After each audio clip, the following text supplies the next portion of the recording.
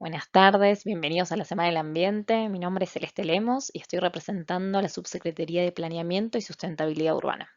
Hoy les voy a comentar qué está haciendo Bariloche frente al cambio climático, cuáles son los compromisos, cuáles acciones venimos desarrollando y cuáles tenemos planeadas desarrollar.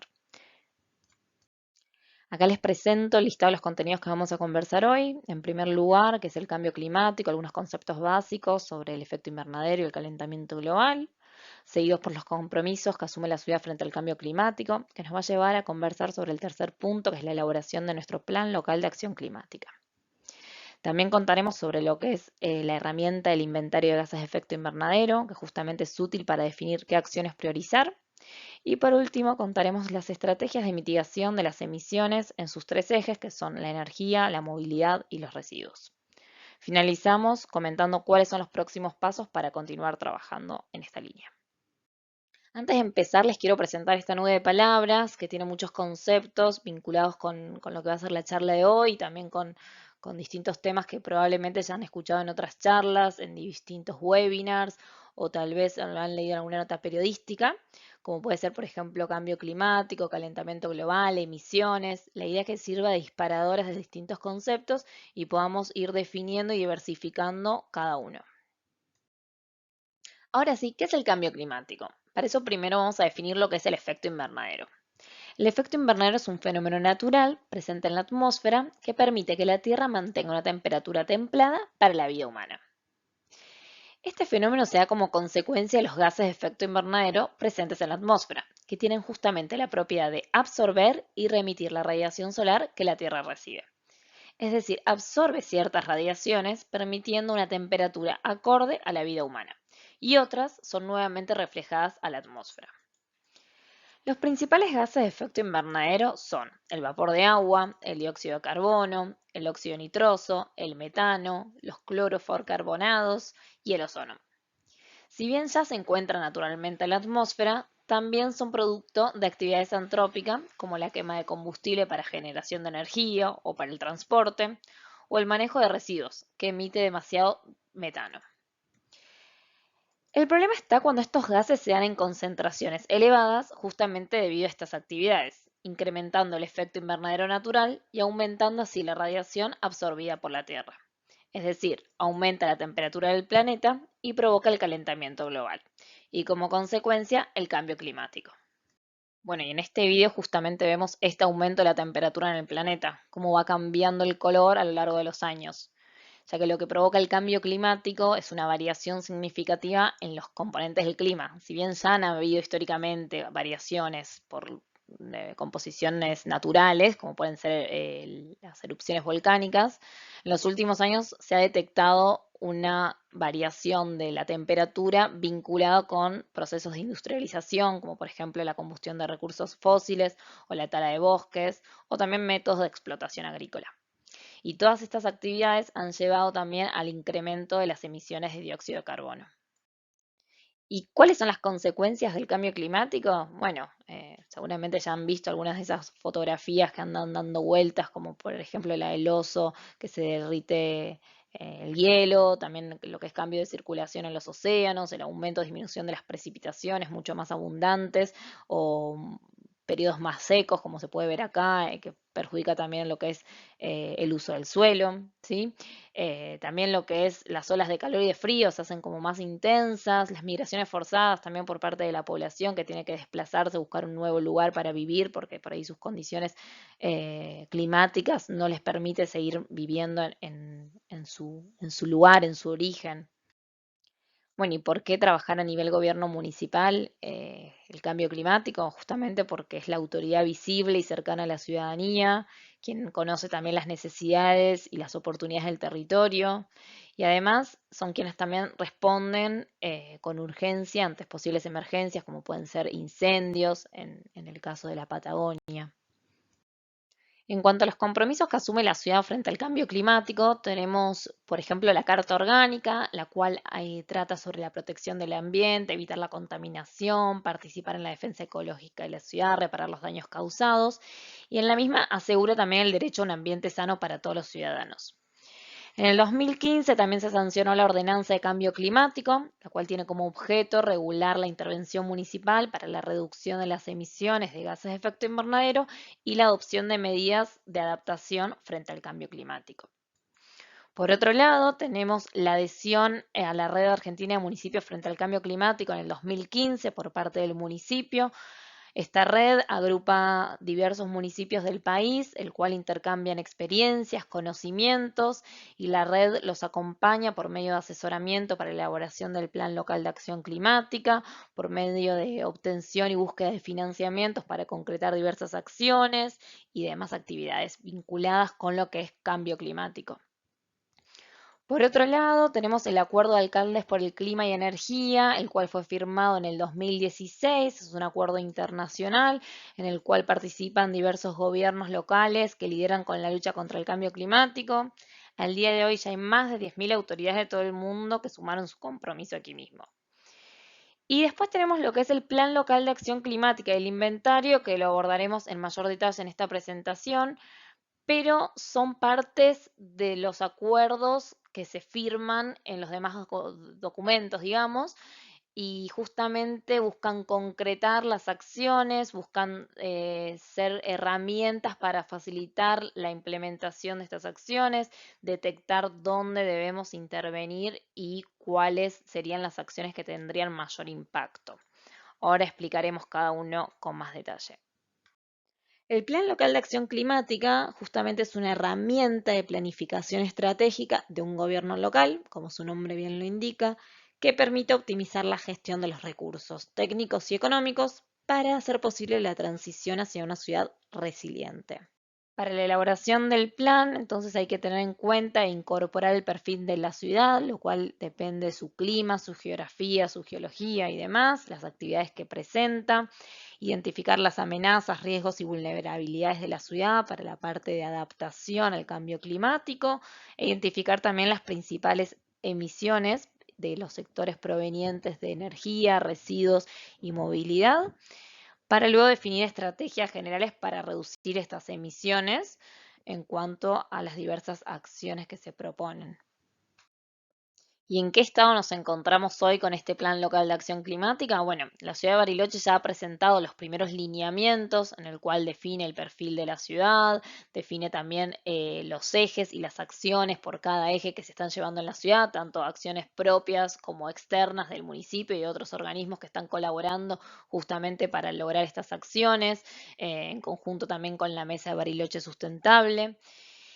Y lo que vamos a presentar ahora son estas medidas de mitigación. Pero para eso vamos a definir qué es mitigación. Que mitigación significa evitar y reducir las emisiones de gases de efecto invernadero que atrapan el calor hacia la atmósfera para evitar justamente que el planeta se caliente de manera más extrema, como mencionamos anteriormente. Lo que podemos ver en este gráfico justamente es la meta de reducción que se propuso la ciudad. Vemos los 2 años comparativos del 2014, que justamente son las emisiones de la línea base, versus el 2030, que son las emisiones proyectadas. ¿Qué quiere decir acá? Que si seguimos en un escenario sin medidas, también conocido como BAU, Business as Usual, estas emisiones seguirían en aumento.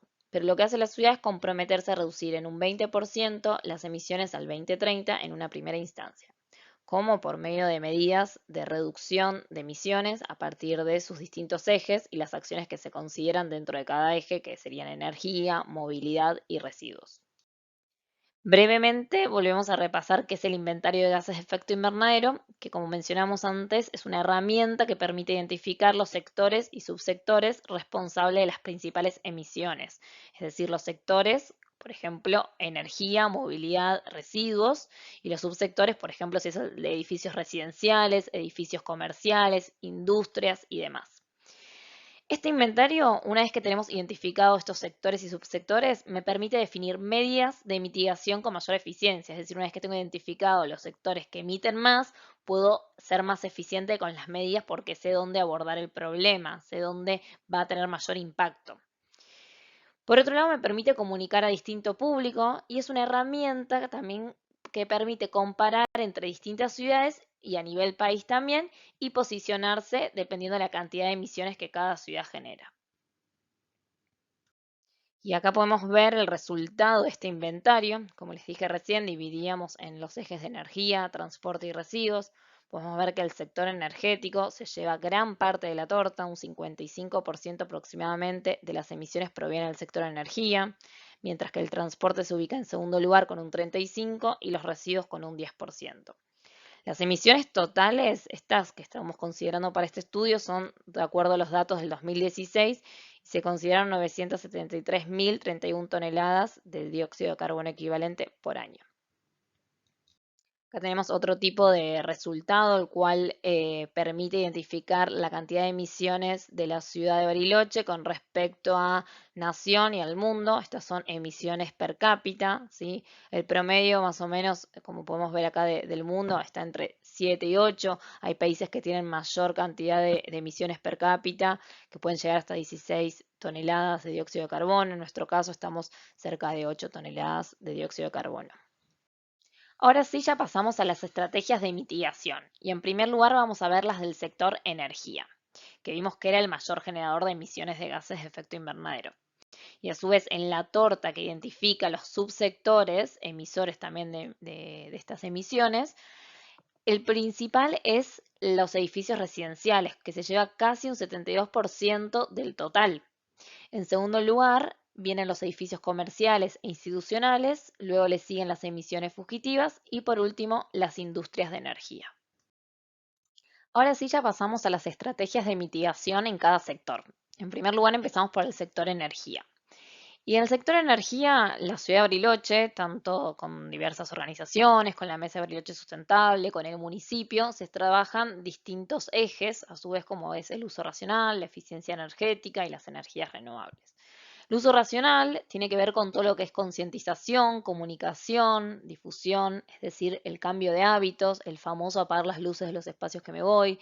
Son medidas que no requieren inversión, que son las más simples, sencillas que podemos empezar a implementar ya. Aquí se trabaja mucho con diversas organizaciones, como dije también, y también a nivel municipio se está trabajando para hacer concientizaciones en el propio municipio, en los edificios institucionales. La eficiencia energética, en segundo lugar, acá tenemos acciones vinculadas ya con la tecnología o con la envolvente, justamente esta normativa de ordenanza de aislación térmica, lo que hace es incorporar un coeficiente para mejorar la envolvente de los edificios para que tengan que consumir menos energía, mejorar la climatización de los espacios. Y después hay otros proyectos que por ahí ya son externos, pertenecientes a distintas organizaciones, como es el de sustentabilizar hogares o el de bioenergía andina con Fundación INVAP, que lo que buscan es mejorar también la climatización, la envolvente, buscar una calefacción más eficiente y aprovechar también los recursos naturales o, por ejemplo, los residuos forestales. Otro proyecto vinculado con eficiencia energética, más que nada con tecnología, es el recambio de alumbrado público LED con la SEB, con la Cooperativa de Electricidad, el cual se están haciendo un recambio de luminarias por LED, que es una tecnología más eficiente, que consume menos energía y tiene mayor durabilidad. Y otro proyecto que mencionamos también acá es el diagnóstico energético en edificios públicos, perteneciente a un programa nacional de uso racional y eficiente de la energía, que abarca diversas etapas. La primera etapa sería la capacitación de administradores energéticos, de técnicos que están vinculados con las tareas de mantenimiento y energía de los edificios. Una vez que estén capacitados, se pretende que realicen un diagnóstico energético en estos edificios para que puedan identificar oportunidades de mejora a partir de los consumos energéticos, que puedan ver dónde están los mayores consumos y a partir de eso incorporar y plantear oportunidades de mejora en un plan que sería la tercera etapa y luego vendría la implementación de este plan de eficiencia energética. Y por último, detectamos lo que son las energías renovables, que pueden ser, por ejemplo, estaciones de carga que se han instalado de paneles solares provenientes de energías renovables, justamente la energía solar, o también lo que es la geotermia, que se ha trabajado hace unos años con el Instituto de Vivienda y Tierra, en instalación de unos pozos canadienses que son energía proveniente del suelo, energía geotérmica también denominada, que aprovecha la temperatura del suelo para climatizar espacios. Y por último punto, mencionamos la generación distribuida, que acá se busca promover y facilitar la incorporación de energía renovable, principalmente paneles solares, para que el sector residencial, el sector institucional o el comercial puedan instalar sus propios paneles e inyectar energía a la red.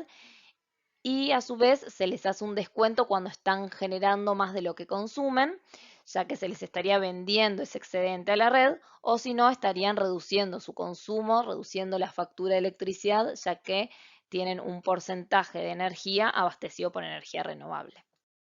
En segundo lugar, pasamos al sector de transporte y acá podemos ver cómo es la torta de emisiones de este sector, que como vimos anteriormente era el segundo emisor de gases de efecto invernadero. Y en nuestra ciudad aproximadamente el 50% proviene de gasoil, de las emisiones provienen de gasoil, un 30% en nafta en segundo lugar y en menor medida otros y el GNC por último con un 3% representando las emisiones. Y en cuanto a las acciones propias de este sector de movilidad, podemos encontrar aquellas vinculadas con lo que es el cambio de modal, que aquí incorporamos el plan de transformación del transporte público, mejorando lo que son las paradas para el transporte, los recorridos y demás. Mejora en la infraestructura peatonal, brindándole mayor seguridad a los peatones. Un plan también de ciclovías, es decir, motivando el uso de las bicicletas, ya que no solamente es más sustentable porque no genera emisiones, como vamos a ver ahora en los gráficos a continuación, sino también a nivel salud es mucho mejor transporte con respecto a los demás. Ahora vamos a ver en la próxima slide, más de grande, estas fotitos. Acá vemos en estas dos imágenes, por un lado, en la imagen de la izquierda, la eficiencia energética de los transportes y compara lo que es la bicicleta, la caminata, como también los taxis y los camiones. Y vemos que camiones y taxis son de los que más emisiones generan. Acá están señalados las megajoules por pasajero, es decir, por persona, por kilómetro recorrido. Entonces depende también de la cantidad de personas que haya en el vehículo. Por ahí un camión viaja a largas distancias y viaja una sola persona, entonces va a generar muchas más emisiones con respecto así en un auto incorporamos algún programa de compartir el vehículo dependiendo del día y van 4 personas en lugar de ir una sola. Entonces, todas estas son distintas acciones que se buscan impulsar, promoviendo aquellos transportes que generan menos emisiones, que acá vemos lo que es la caminata, la bicicleta, son las más sustentables claramente. Las emisiones no se comparan con los vehículos que requieren, por ejemplo, de combustibles fósiles para funcionar. Y en la imagen de la derecha también es similar, es la huella de carbono que representa cada transporte. Acá está caminar en primer lugar, esto dependiendo un poco las emisiones que se consideren, bicicleta y caminar, pero bueno, lo importante es tener en cuenta que son las más sustentables, ya que no generan un tipo de emisión que afecte en gran medida. Pero bueno, vemos que otros tipos de vehículos sí son aquellos que generan una huella de carbono mayor. La huella de carbono también es una herramienta que permite comparar la cantidad de emisiones que generamos en distintos sectores, o por ejemplo podemos asumir en el sector energía, dependiendo de la factura eléctrica, la cantidad de energía que consumamos, la cantidad de gas que consumamos, la cantidad de transporte que usemos por día, por año. Bueno, son distintos cálculos que se van realizando para estimar la huella de carbono. Y acá vemos que por ahí los transportes públicos que más se promueven son el tren, ya que permite que haya mayor cantidad de pasajeros también en el transporte, entonces se logra una mayor eficiencia en este sector. Dentro del sector movilidad, hablamos también de acciones vinculadas con el uso del suelo, que aquí es donde se destaca el Plan de Desarrollo Urbano Ambiental. Estos planes sirven para abordar las diversas complejidades del territorio que se construyen a partir de la diversa participación ciudadana. En los mismos se propone la consolidación de la ciudad existente, el mejoramiento de la infraestructura, el completamiento de las áreas urbanizadas y el fortalecimiento de nuevas centralidades para evitar la expansión de nuevo suelo urbano y favorecer la preservación del ambiente natural. En cuanto al Plan de Desarrollo Urbano Ambiental del Oeste, ya está publicado en la web para descargarse, mientras que en este momento se está elaborando el Plan Centro-Sur y luego vendrá el Plan del Este. En cuanto a la infraestructura, si bien cuando hablamos de cambio modal consideramos la infraestructura como una herramienta para lograr ese cambio, también podemos hablar de una infraestructura complementaria para alcanzar o mejorar cada medio, como pueden ser los bicicleteros o estacionamientos para bicis, o las paradas y veredas para el transporte público, o mejorar la seguridad vial para los ciclistas y peatones. Y por último, combustibles alternativos, que si bien el impacto es menor, pero aquí se tiene en cuenta el reemplazo de combustibles más contaminantes, como son los combustibles actuales convencionales de nafta, gasoil, por combustibles menos contaminantes, que pueden ser estos biocombustibles, o directamente por reemplazando los vehículos por vehículos eléctricos. Por último, se tiene en cuenta el sector residuos, que también se tiene en consideración cuando se elabora el inventario de gases de efecto invernadero. Si bien las emisiones provenientes de este sector son mucho menor, también son importantes tomar acciones, ya que el tema residuos es un gran problema en cuanto a lo social, a lo económico, a lo ambiental, y cuando hay un mal tratamiento de los residuos puede generar emisiones de metano, que es cuando se empieza a descomponer los residuos, y el metano es un gas muy contaminante en comparación con el dióxido de carbono. Entonces, si bien las emisiones son menores, por ahí el potencial también puede llegar a ser mayor con respecto al dióxido de carbono. En cuanto a la torta específicamente, tenemos un 80% que proviene de los residuos sólidos urbanos, como les decía, generalmente en gran parte es el metano. También el dióxido de carbono se emite con estos tratamientos. Luego tenemos efluentes líquidos y en menor medida el tratamiento biológico. Y en cuanto a las acciones en el sector residuos, a fin de reducir justamente las emisiones provenientes de estos sectores y como también mejorar todo lo que es la problemática vinculada a los residuos en la ciudad, se trata sobre todo en la minimización de la generación, que apunta justamente a evitar el residuo antes de buscar cómo tratarlo o cómo o dónde disponerlo. En primer lugar, evitar el problema, evitar el residuo. Y aquí se trabaja con lo que tiene que ver mucho con concientización y educación de de la importancia y de las problemáticas asociadas a los residuos. En la Mesa de Bariloche Sustentable también se trabaja bastante, hay una comisión de residuos que se están planeando diversas acciones de concientización, difusión con diversos sectores y también la normativa de proyecto de ordenanzas de plásticos de un solo uso que también se viene trabajando con el Consejo. En cuanto a la revalorización, se tienen diversas acciones. Acá ya implementa un poco más la tecnología o el tratamiento de estos residuos para reconvertir este residuo reciclable en un nuevo producto, en un recurso. Por eso hay que acompañar también a la ARB, la Asociación Recicladores de Bariloche. Impulsar y mejorar los puntos verdes que tenemos en las juntas vecinales, mejorar la calidad del residuo reciclable que le llega a la ARB. También los contenedores diferenciados que se incorporaron en la zona centro. Y también hay diversos actores que recolectan otros tipos de residuos para revalorizarlos, como es la chatarra o el telgopor o las botellas de amor, para transformarlo en madera plástica, como hace la Liga Sustentable. También hay una recolección del aceite vegetal usado para grandes generadores. Se están buscando nuevas acciones para impulsar la revalorización de nuevos residuos también.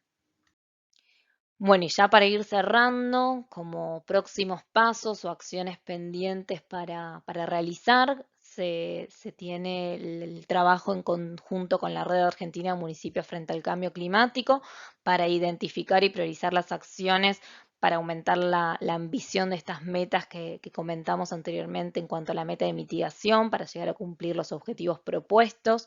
Se tienen que ir definiendo las metas por cada acción, que son algunas de las acciones que mencionamos y otras que tenemos que seguir planificando, incorporar a la ciudadanía, empezar a realizar este tipo de conversatorios también para escuchar un poco las necesidades e incorporar en lo que es en el proyecto del Plan Local de Acción Climática e ir articulando con diversos actores también.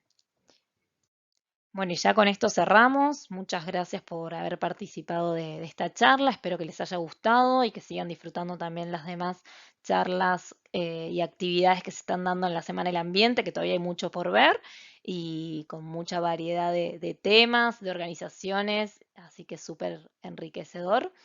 Y cualquier duda que tengan al respecto, con respecto a esta charla o con algún tema en particular, pueden escribir al mail observatorioambiental.mscb@gmail.com y les vamos a estar contestando. Así que les agradezco y que tengan un lindo día.